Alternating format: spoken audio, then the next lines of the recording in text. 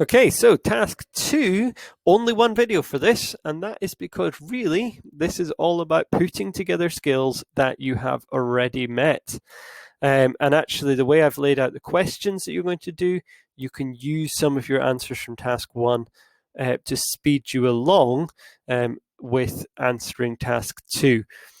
So I've actually not, I've intentionally saved you some effort here. And these would be always a pair when it comes to an exam question. So part A, we're given a trig expression, minus 4 cos x plus 3 sin x, and we're asked to write it in the form k cos x minus alpha. Just a second, we saw that in our first example when we were doing task 1. That was exactly what we did. We took minus 4 cos x plus 3 sin x, and we wrote it in that form. So actually, this is exactly how exam questions would be structured. This would be your first section of working, and that would be part 1 of the question, and then part B will start with this word hence or thus, meaning we're really trying to use part A to help us along the way. Or otherwise, never do this. Don't do it otherwise. Use what you did in part A. It's always going to be the faster route. So hence, solve some equation here. Well, hang on a second. This thing here is the thing that we just put into this form. And so that is a big, big, big clue that using it in this form here is what we're going to need to do. So I'm just looking back at my working from part A. In part A, we saw that left-hand side of the equal sign was exactly the same as this. And so the first thing I'm going to do is write that left-hand side of the equal sign in that form there.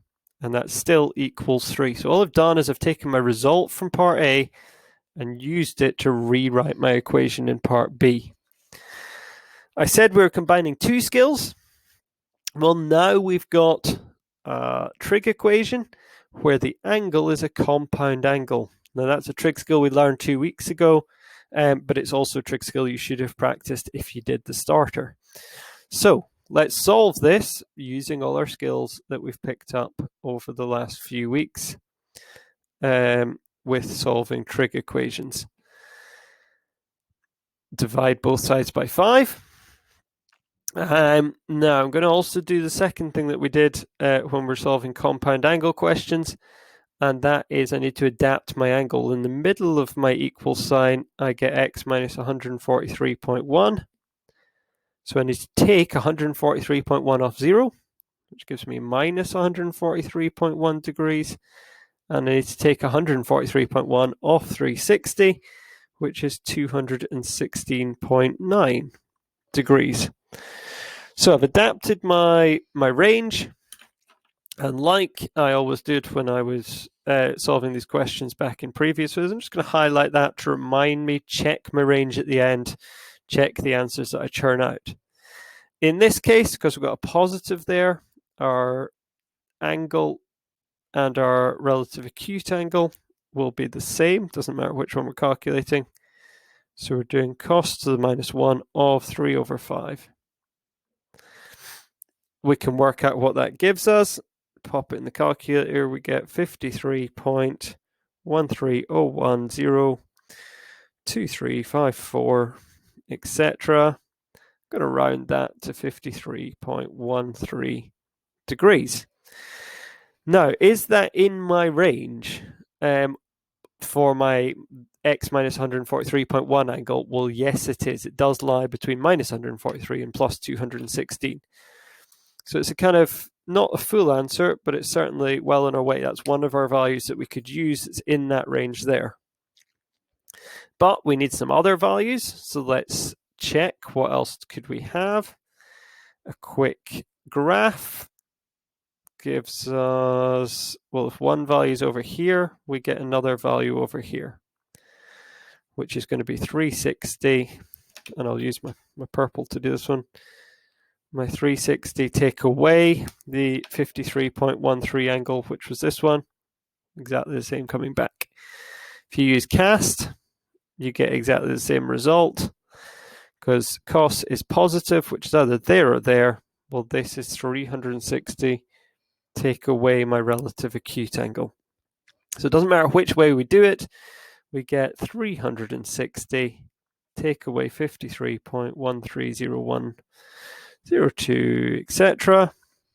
Follow that through, that gives us 306.869897, etc.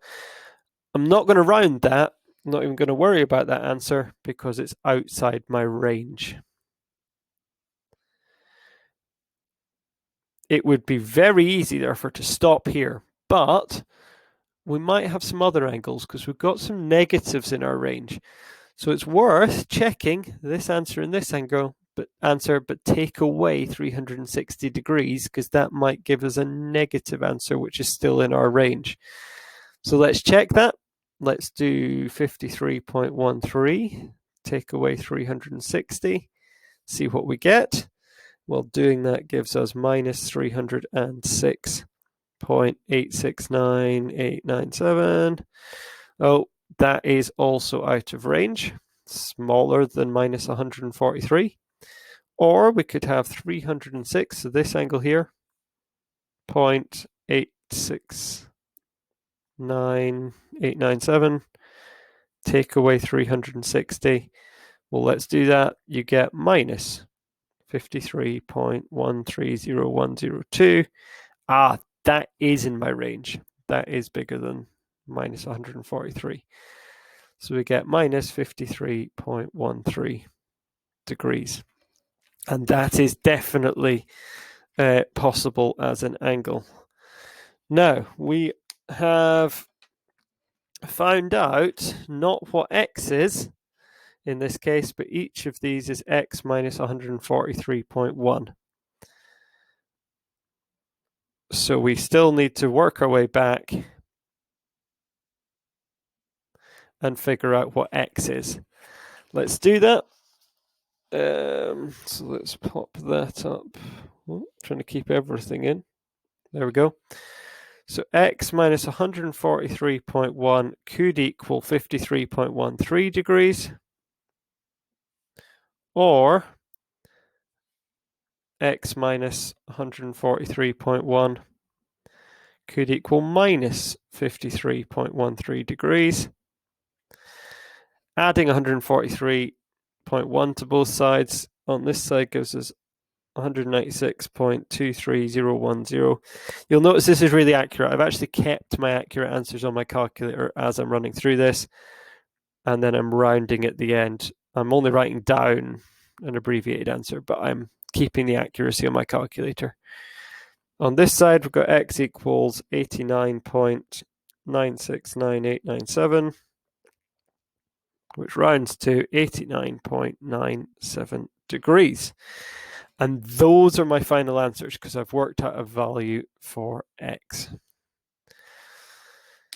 It is a hefty question if you get one of these in the exam, because both parts are pretty substantial efforts involving trig equations and this skill that we just learned with this kind of wave equation into a more normal trig form.